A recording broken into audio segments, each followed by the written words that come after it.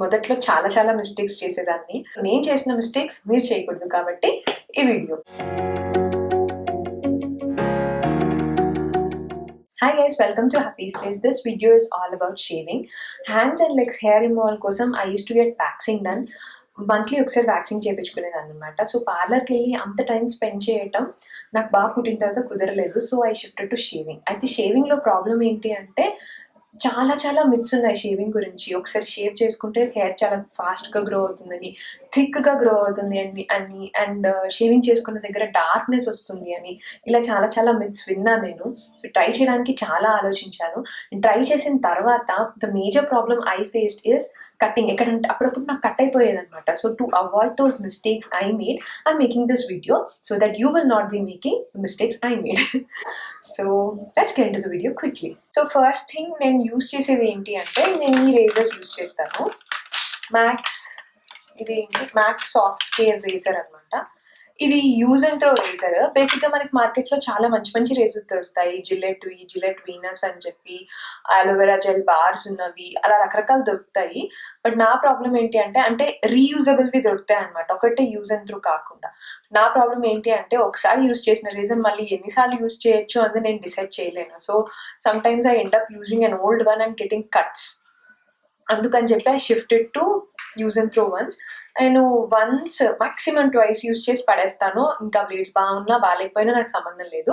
And ఈ మొత్తం pack 330 rupees or 300 రూపీస్కి వచ్చింది. సో 10 సెట్ నాకు 300కి వచ్చింది కాబట్టి 30 రూపీస్ పర్ పీస్ అనమాట. సో వ్యాక్సింగ్తో కంపేర్ చేస్తే వెరీ ఇన్ఎక్స్పెన్సివ్. సో నేను యూజ్ చేసేది ఇది. ఇంకా చాలా రకాల హెయిర్ రిమూవల్వి దొరుకుతాయి. వీటి వాళ్ళవి ఎపిలేటర్స్ ఉంటాయి, ట్రిమ్మర్స్ ఉంటాయి. కానీ వీటి ట్రిమ్మర్ ఎందుకు అంత ఎఫెక్టివ్ కాదని నా ఫ్రెండ్ చెప్పింది అనమాట. So I didn't give it a shot. Braun వాళ్ళ ఎపిలేటర్ చాలా బాగుంటుందని నేను చాలాసార్లు విన్నాను. I have to try it, but it's on expensive side. As of now నేను ఇది యూజ్ చేసినాను. సో ద నెక్స్ట్ థింగ్ నేను యూజ్ చేసేది ఏంటి అంటే, ఇది Nivea men sensitive cooling shaving foam అనమాట. It need not be of this brand, any brand is okay. అయితే చాలా మంది షేవింగ్ ఫోమ్ కి బదులు కండిషనర్ యూజ్ చేస్తాం, బాడీ వాష్ యూజ్ చేస్తాం, షాంపూ యూజ్ చేస్తాం అని చెప్తూ ఉంటారు. బట్ నాకు తెలిసినంత వరకు this is the best thing you can do. ఎందుకంటే when compared to waxing and other forms of hair removal, this is very inexpensive and ఇది ఉంటే కంఫర్టబుల్ గా స్లైడ్ అవుతుంది అనమాట రేజర్ దాని మీద. So this is the best thing. నేనైతే try చేశాను రకరకాలు కండిషనర్లు, హెయిర్ వాష్లు, బాడీ వాష్లు ట్రై చేశాను, కానీ కట్ అయ్యేది. నాకు ద మేజర్ ప్రాబ్లం నాకు ఉంది ఏంటి అంటే కట్ అయ్యేది. సో నేను కట్ అవ్వకుండా ఏం చేయడానికి మాక్సిమం ట్రై చేస్తాను. సో అదనమాట, ఇది యూజ్ చేస్తాను నేను. అంటే దీన్ని మనం ఎప్పుడు ప్రతిసారి యూజ్ చేసే ప్రతిసారి షేక్ చేసి యూజ్ చేయాలి, లేకపోతే ఎలా వస్తుందంటే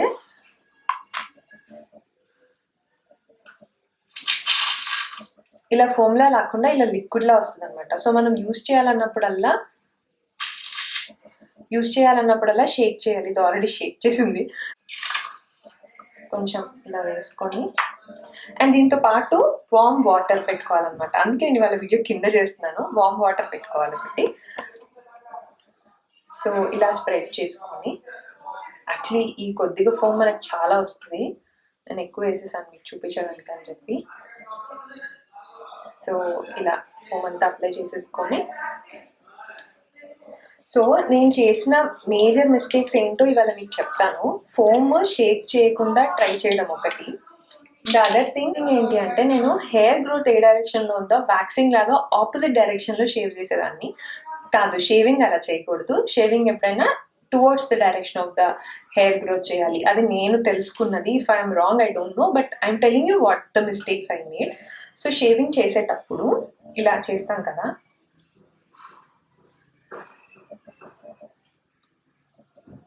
సో ఇలా ఒకసారి చేసిన తర్వాత వెంటనే వాటర్లో డిప్ చేసి దాన్ని క్లీన్ చేసుకోవాలి. ఎందుకంటే అక్కడ ఉన్న ఫోమ్ అక్కడంతా స్టక్ అయిపోతుంది. నెక్స్ట్ ఇది క్లీన్ అవ్వదు సరిగ్గా.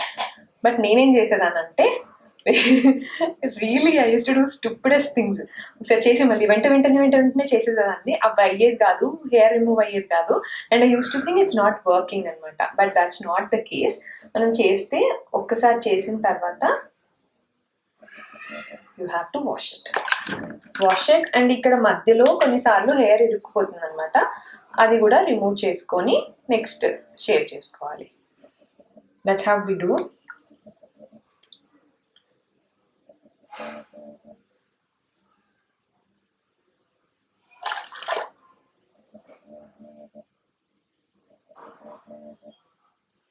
అండ్ చేసేటప్పుడు ఈ కార్నర్స్కి ఈ ఎల్బోస్ దగ్గర కొద్దిగా జాగ్రత్తగా ఉండాలి. అంటే at any curve thing you have to be careful, otherwise cut అయిపోతుంది అనమాట.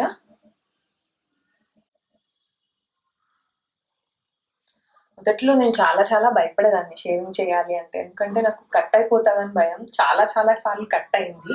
అండ్ దెన్ నేను I came out and I realised ఇలా కాదు ఇలా చేయాలి అని నేను తెలుసుకున్నాను. అందుకే wanted to make this video. ఒకసారి చేసిన తర్వాత you have to wash it, remove all the hair that stuck here and then do it again.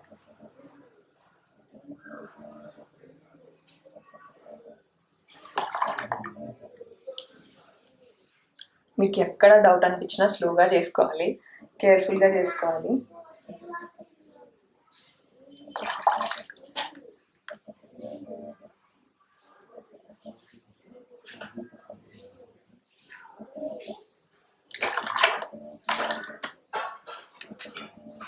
So